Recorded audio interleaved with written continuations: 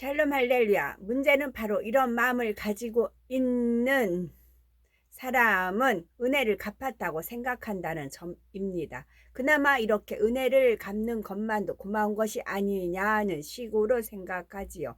이러한 모습들이 바로 육의 사람이 가지고 있는 마음이라는 사실입니다.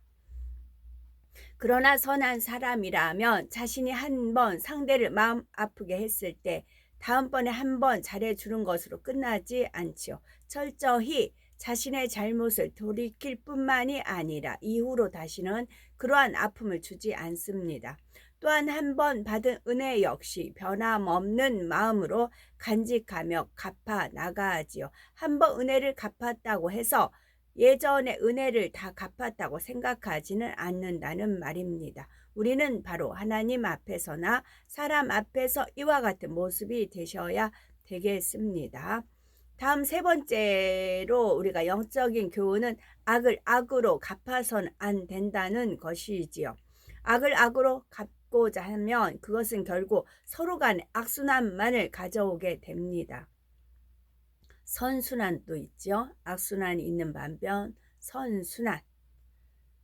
야곱의 아들들도 동생이 당한 수치를 복수한다는 의도에서 세겜성의 남자들을 다 죽이고 마는데 이는 또다시 그곳 사람들에게 복수의 빌미를 제공해 주는 것이 되고 말았죠. 물론 하나님께서는 야곱을 생각하사 그 주변 고을들로 하여금 크게 두려워하게 하여 더 이상 피해 보복은 없도록 하셨지만 만약 하나님께서 역사해 주지 않으셨다면 결국 야곱과 야곱의 가족들은 복수의 칼날에 희생당하고 말았을 것입니다. 그러니 악을 악으로 갚으려 했던 것이 오히려 자신들에게 더 큰 해악으로 돌아오고 말았겠지요. 그러나 이러한 것을 계산해서가 아니라도 진리의 사람이라면 결코 악을 악으로 갚지 않습니다. 성경상의 하나님의 사람들 중에 누가 악을 악으로 갚는 사람이 있었는지요. 아무리 악을 행하는 사람이라도 선으로 대해 주었고 그들을 위해 기도해 주었습니다. 성경에는 원수라도 사랑하며 선대하라는 말씀이 곳곳에 나오고 있지요. 누가복음 6장 27절에 그러나 너희 듣는 자에게 내가 이르노니 너희 원수를 사랑하며 너희를 미워하는 자를 선대하며 했고 35절에 오직 너희는 원수를 사랑하고 선대하며 아무것도 바라지 말고 빌리라 즉 빌려주라 했습니다. 로마서 12장 20절에는 네 원수가 줄이거든 먹이고 목마르거든 마시우라 하셨지요.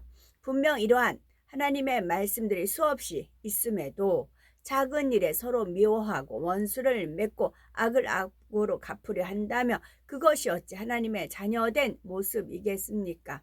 물론 디나가 당한 일이 큰 악이요 수치였지만 야곱의 아들들도 정말 선했다면 순간의 감정에 이끌려 큰 악으로 갚는 것이 아니라 하나님의 뜻과 방법을 따랐어야 했지요.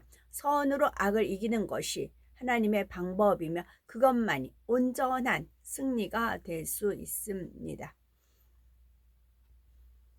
오늘 본문의 말씀을 살펴보면 네 번째는 심은 대로 거두고 행한 대로 받게 된다는 겁니다.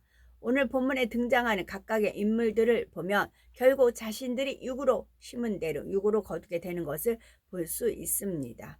먼저 야곱의 딸 디나는 얼마든지 아버지 야곱의 품 안에서 지킴받을 수 있는 상황이었음에도 자신이 육을 택하여 나갔기에 육의 것으로 거두게 되었지요. 또한 동생의 수치를 갚기 위해 세겜성의 남자들을 앞장서서 죽였던 시므온 레위도 훗날 그 대가를 치릅니다.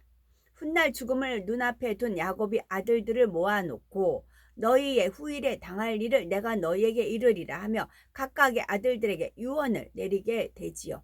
이때 창세기 49장 5절에서 7절에 보면 야곱이 시므온과 레위에 대해 유언하기를 시므온과 레위는 형제요 그들의 칼은 잔해하는 기계로다. 내 호나 그들의 모의에 상관하지 말지어다. 내 영광아 그들의 집회에 참여하지 말지어다. 그들이 그 분노대로 사람을 죽이고 그 혈기대로 소의 발목 힘줄을 끊었음이로다. 그 노염이 혹독하니 저주를 받을 것이요 분기가 맹렬하니 저주를 받을 것이라. 내가 그들을 야곱 중에서 나누며 이스라엘 중에서 흩으리로다 했던 것입니다. 그리고 이 예언은 정확하게 이루어지지요. 세월이 지나고 훗날 출애굽한 이스라엘 백성들에게 행해진 두 번째 인구 조사 때를 보면 유독 시몬 자손의 숫자가 다른 족속에 비해서 상대적으로 적은 것을 보게 됩니다. 이스라엘 자손 중에 20세 이상으로 능히 싸움에 나갈 만한 자를 계수했을 때 다른 족속은 대부분 4만, 5만, 6만 이상이 되었는데 시몬 자손 2만 2,200명으로서 이스라엘 족속 중에 가장 적었지요. 더욱이 더 오랜 세월이 지나서 역대상 4장 27절에 보면 시몬 후손들에 대해 기록하기를 그 형제에게는 자녀가 몇이 못되니 그 온 족속이 유다 자손처럼 번성하지 못하였더라 말씀하고 있습니다. 유다 자손과 비교하시면서 시몬 자손이 크게 번성하지 못했음을 말씀하지요. 심은 대로 거두고 행한 대로 갚아주시는 공의에 따라 시몬 자손은 그들의 조상 시몬의 행한 일로 인해 야곱의 유언대로 결국 후손 대대로까지 영향을 받게 된 것입니다. 이는 레위 자손도 마찬가지이지요. 가나안 정복 후에 레위 자손이 독자적으로 받은 기업은 하나도 없었죠. 그들의 형제들이 소유한 토지 안에서 단지 몇몇 성읍만을 분배받게 됩니다. 즉 이스라엘 중에 흩어지리라는 예언대로 레위 자손은 이스라엘 자손 중에 뿔뿔이 흩어지게 되고 만 것이지요. 이처럼 시몬과 레위는 자신들이 행한 악에 대해 결국 심은 대로 거두게 되었던 것입니다. 세겜의 경우도 육으로 심으면 육으로 거두게 된다는 법칙이 대표적인 사례가 되고 말았죠. 야곱의 딸 디나를 욕보이고 더 나아가 야곱의 자산까지 차지하려 했던 세겜은 자신은 물론이고 자기 성의 남자들까지도 모두가 죽임을 당하는 엄청난 대가를 치르고 말았던 것입니다. 어차피 육의 사람은 육의 사람들끼리 서로가 속이면서 자기 유익을 구해 나가지요. 하나님의 사람이라면 얼마든지 지킴받을 수 있는 상황에서도 육의 사람들은 결국 지킴받지 못한 채 결국 자기가 행한 바대로 거두게 됩니다. 세상이 돌아가는 이치도 이와 마찬가지이지요. 하나님께서는 이 세상의 모든 것을 주관하시지만 육의 사람들끼리 육으로 주고받는 모든 것까지 일일이 간섭하시는 것이 아닙니다. 예를 들어서 어떤 사람이 다른 사람을 속였다가 오히려 자신이 더 큰 손해를 입게 되었다면 이를 보던 사람들이 그 사람에 대해 하나님으로부터 또는 하늘로부터 벌 받았다고 하는데 이때 하나님께서 직접 관여하셔서 속인 사람에게 벌을 주시는 것이 아니죠. 어차피 이 땅의 모든 것이 공의라고 하는 커다란 틀과 법칙 안에서 돌아가도록 해 놓으셨기에 육의 사람들은 그 속에서 자기들끼리 서로 육으로 심고 거두는 것뿐입니다. 그런데 이때 가을 되면 낙엽이 떨어져서 봄 되면 죽었던 나무인 것 같은데 새순이 돋아나고 이제 벚꽃 같은 경우는 분명히 메마른 나무예요. 근데 어느 날 벚꽃이 활짝 폈잖아요. 그리고 이파리가 생기잖아요. 어느 나무는 이파리 생겨서 꽃이 피고 어느 나무는 그냥 나무인데 죽은 것 같은데 거기서 꽃이 피고 그 다음에 이파리가 생기잖아요. 그런 이치를 만들었듯이 공의라는 것도 정해놓았다고요. 하나님이 일일이 간섭하는 게 아니고 한번 정해놓으면 그 법칙대로 가는 거라고. 인간사도 역시 마찬가지라고요. 시간의 차이는 있어요. 시간의 차이는 있어도 그 법칙대로 돌아갑니다. 그런데 이때 만약 세겜에게 조금이라도 선한 마음이 있었다면 비록 그가 하나님을 믿지 않는 사람이라 해도 하나님께서 피할 길을 열어주실 수가 있으셨겠지요. 예를 들어서 세겜이 디나를 욕보인 것은 너무나 큰 악이었지만 만약 세겜의 다음 행동만이라도 진실했다면 만약에 진실했다면 하나님께서 조금만은 피할 길을 열어주실 수가 있으셨을 것이라는 말입니다. 즉 세겜이 디나를 아내로 맞이하려는 목적이 야곱의 소유까지 차지하려는 불순한 의도가 섞이지 않은 순수한 목적이었다면 말입니다. 그런데 세겜은 그렇지가 않았습니다. 야곱의 아들들이 자신들의 동생 디나를 세겜에게 아내로 주는 조건으로 세겜과 그 성의 남자들 모두가 할례 받아야 할 것을 제안했을 때 세겜과 그의 아비 하몰은 이 제안을 너무 쉽게 받아들입니다. 사실 세겜은 디나를 아내로 맞은 후에 자신들이 얻을 유익을 생각했기에 야곱의 아들들이 더 어렵고 힘든 제안을 해왔어도 일단 들어줄 마음이었지요. 그런데 야곱의 아들들이 한 제안은 세겜의 입장에서 볼 때 의외로 쉽고 간단했습니다. 이처럼 생각했던 것보다 너무 쉬운 제안이다 보니 세겜은 그 제안에 담긴 계략을 전혀 눈치채지 못한 채 쉽게 승낙해 버리고 말았던 것입니다.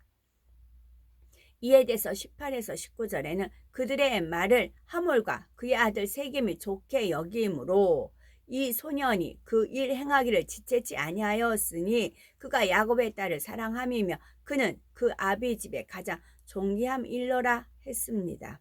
그런데 여기서 한 가지 주목할 만한 것은 이 소년 즉 세겜이 야곱의 아들들의 제안을 지체하지 않고 행했다는 점입니다. 이것만 보면 세겜이 디나를 얼마나 사랑했으면 이렇게 지체 없이 즉각 그 제안을 받아들였을까 하고 좋은 쪽으로 생각해 줄 수도 있겠지만 여기서 우리는 다시 한번 육적인 사랑이 어떤 것인지를 알아야 합니다. 세겜이 디나를 아내로 맞기 위해 이처럼 즉시로 자기 성의 남자들로 하여금 할례를 행하도록 하는 것만 가지고서 세겜이 디나를 사랑했다고 말할 수 있는 것이 아니지요. 오늘 본문에서는 세겜이 디나를 사랑했다 말씀하고 있습니다. 그러나 사랑에는 영적인 사랑과 육적인 사랑이 있지요. 그런데 이때 세겜이 디나를 사랑한 것은 육적인 사랑이었습니다. 본인은 디나를 너무 사랑해서라고 말하겠지만 그것은 단지 디나를 빨리 취하려는 마음인 것이었고 이를 통해 결국에는 야곱의 재산까지도 취하려는 마음에서였던 것입니다. 세겜 스스로도 자신이 디나를 사랑해서라고 생각하고 있었겠지만 자기의 속마음은 자신도 모르더라는 말입니다. 더욱이 세겜은 한 성의 머리인 추장으로서 당연히 성 전체의 사람들의 안전과 유익을 구해야 함에도 이처럼 자기 욕심과 유익만을 쫓다가 결국 성 전체가 멸망당하는 결과를 초래하지요. 이처럼 육의 사랑은 자기 유익을 위해서는 다른 사람들을 염두에도 두지 않는다는 사실입니다. 그런데 육의 사랑의 가장 큰 특징은 무엇보다도 결국 변한다 라는 것이죠. 당장에는 상대를 너무나 사랑하는 것 같고 그래서 자기 생명까지도 줄 수 있을 것 같다 해도 육의 사랑은 결국 시간이 지나면 변하고 맙니다. 이제는 내 사람이다 하는 마음이 들게 되면 예전 애틋함과 상대를 위해 주던 마음이 사라지고 자기 유익만을 구하려 하게 되지요. 그런데 오늘날 세상에 너무나 많은 사람들이 이러한 육적인 사랑에 쏟고 있죠. 저 사람은 나를 정말 사랑하는구나. 저 사람은 변하지 않을 거야. 이렇게 생각하면서 육적인 사랑에 빠져들지요. 자신 역시 상대를 영으로 보지 못하고 육으로 보기 때문입니다. 그러나 지금은 아무리 육의 사랑이 아닌 것 같고 너무나 뜨겁게 사랑하는 것 같아도 육을 버리고 영으로 변화되기 전에는 시간이 지나면 육의 속성이 나오게 됩니다. 그렇다 하여 영으로 들어오기 전에는 모두가 변하는 육의 사랑을 한다는 의미는 아니죠. 처음부터 온전한 영의 사랑은 아니라 해도 하나하나 육을 버리고 영으로 변화되어 가면서 결국에는 영의 사랑을 이루게 되는 것입니다. 다만 아직 영으로 변화되기 전에는 지금 당장 보여지는 순간의 모습만 가지고 그것을 영의 사랑이라 할 수 있는 것이 아니라는 말이죠. 세겜이 디나를 사랑해서 디나를 아내로 얻기 위해 지체 없이 야곱의 아들들과 약속을 이행한 것이 겉으로 볼 때는 디나를 너무나 사랑해서 그랬던 것처럼 보여질 수 있어도 실제 그 속마음 아니었다는 사실입니다. 그리고 이러한 육의 사랑은 자기 욕심이 있고 자기 유익을 구하고자 하는 마음이 있기 때문에 주변을 고려하거나 상황을 분별하지 못한 채 감정대로 행해 나가게 되지요. 세겜도 결국 이와 같은 육의 사랑으로 인해 상대방의 속임수로 알아채지 못함으로 마침내 자신이 심은 육의 열매를 거두는 것입니다. 마지막으로는 육의 흐름에 함께 동참해선 안 된다는 것입니다. 세겜성의 남자들을 죽이는 데 앞장선 것은 시몬과 레위였지만 나중에 세겜성을 노략할 때 보면 야곱의 다른 아들들 중에도 그들과 함께한 아들이 있었음을 알 수가 있습니다. 27절에 야곱이 여러 아들이 그 시체 있는 성으로 가서 노략하였으니 이는 그들이 그 누이를 더럽힌 연고라 했습니다. 그들이 이와 같이 세겜성을 노략한 것이 그 누이를 더럽힌 것에 대한 복수였다는 말이죠. 그런데 이때 함께한 아들들 중에 어떤 아들은 정말 마음에서 풀이 나서 당한 것만큼 갚아주려는 경우가 있었지만 어떤 아들은 당시의 분위기와 흐름에 휩쓸려 그들과 함께한 경우도 있었습니다. 만약 이처럼 분위기나 흐름에 휩쓸렸던 사람에게 왜 그러한 일을 했느냐라고 묻는다면 저는 그럴 마음이 없었는데 그냥 따라만 갔을 뿐이에요. 이렇게 대답할 수도 있지요. 그러나 이것은 어디까지나 핑계요 변명입니다. 정말 내 마음에서 그러한 마음이 없다면 함께 동조할 리가 없지요. 더욱이 단지 마음에만 둔 것이 아니라 이처럼 함께 행함으로까지 동조했다는 것은 그만큼 자기 마음 안에도 그와 같은 마음이 많기 때문이라는 사실입니다. 사람들이 수근수근 거리는 곳에 함께 입을 담고 남의 험담하는 곳에 귀를 기울이며 악한 사람들과 함께 한다는 것은 자기 자신에게도 그러한 마음이 있기 때문입니다. 그러므로 우리는 육의 흐름에는 아예 발도 들여놓지 마시기 바랍니다. 나는 단지 상대방의 말을 들어준 것뿐인데요. 나는 그냥 구경만 한 것뿐인데요. 나는 다른 사람들이 이렇게 말한다고 전한 것뿐인데요 하는 이러한 이유나 변명 등은 소용이 없는 것입니다. 시편 1편 1절 복 있는 사람은 악인의 꾀를 쫓지 아니하며 죄인의 길에 서지 아니하며 오만한 자의 자리에 앉지 아니한다 했습니다. 즉 복이 있는 사람은 어떠한 경우에도 육과의 흐름을 함께하지 않지요. 육의 흐름이 있는 곳이라면 심지어 그 길에 서지도 않고 그 자리에 앉지도 않는다 했습니다. 이와 같이 육의 흐름과는 전혀 상관없는 오직 영의 흐름만 타실 수는 우리가 되어야 되겠습니다. 그래서 우리가 서는 길은 늘 의의 길이며 우리가 앉은 자리는 늘 겸손의 자리가 되셔서 참으로 복 있는 성도님들이 되시기 바랍니다. 아멘.